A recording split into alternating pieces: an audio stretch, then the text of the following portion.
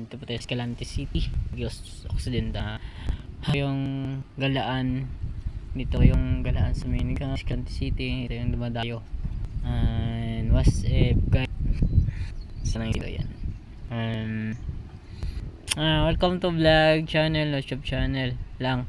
Like, comment, share.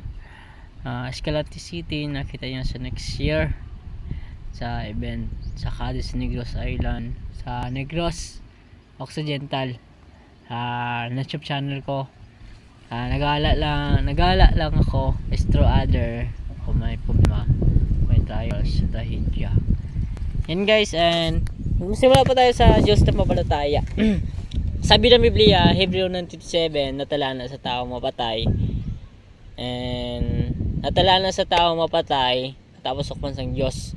Ang Diyos, ang Ginoo magawakom sa imo, bata man o tigulang mamatan sa presensya sa Diyos. Fine video o the gospel ayhan balari di ka na yan sa kalangitan. Di mo alam may problema, trahedya sa kinabuhi mo, pero on the spot ano ba lang kinabuhi is try.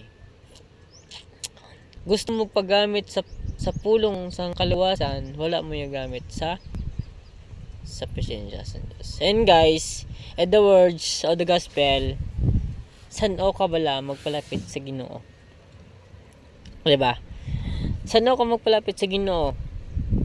May problema ka, trials ka, bulag ka mo sa couple, family, lahi sa presensya,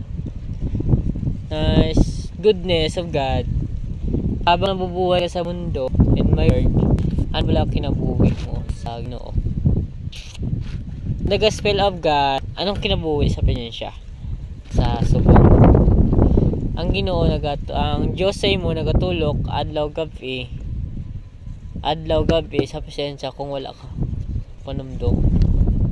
And may try, wala ka pangamuhi sa Ginoo. And may try, may problema ka. And may try of the goodness of God. Saan ka magpalapit sa iya of the gospel?